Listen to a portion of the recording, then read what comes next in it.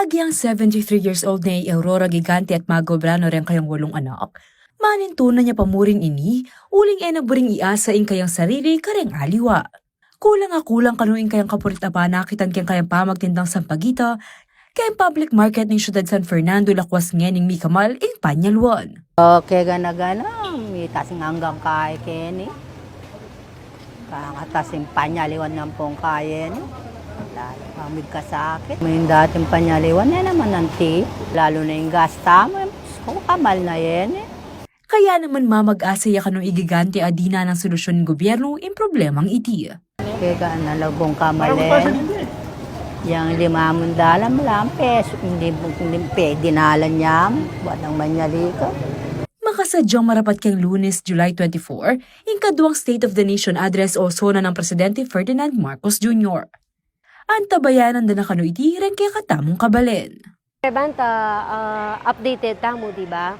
Enong yatamo abalo yung sona na makanano tamong abalo yung kayang buringgawan king Pilipinas. Kaya importante ya para kanako ito. Para ako balo ka rin aliwa, pero para kanako importante ya para abalo tamo nung natang sunod-sunod ng proyekto, ang punong nanong king kaya katamong buong Pilipinas. Mahalaga yung sona ng Pangulo kasi para malaman kung anong kanya. Kung anong maganda para sa lahat. Para malaman yung patakaran nila kung anong gusto nila, gano'n. Agpang naman kang City of San Fernando Vice Mayor BJ Lagman, bukod kayong transparency ni Sona, mababalo mo rin keti yung maging direction ng administrasyon.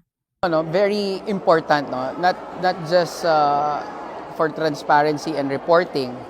Ang SONA kasi is the setting of the direction also. It's not just focused with his advocacies, no? But this is ito ho patungo kung saan mas magiging maunlad, no, ang ating bansa with the programs, the plans and programs of the new administration. Para ka rin kalupa ng manungkulan king local government, importante na abalura kanu yung plano ng national government. Ang importansya ho niyan, hindi lang sa national, pati sa mga local. Kasi kung ano ho ang direksyon ng national government, kahit ho hiwalay ang LGU sa national, we always align dun sa mga priority programs, no, para mas madaling ma-realize itong mga programa, kagaya ng mga pabahay, kagaya ng in terms of budgeting also, no. Metong yung constitutional obligation ng pong yearly tradition ng SONA, nung nuka rin report ng Chief Executive, ang estado ng bansa ang timurin ng agenda ng gobyerno king paratang Banwa. Liana Canilaw, CLTV 36 News.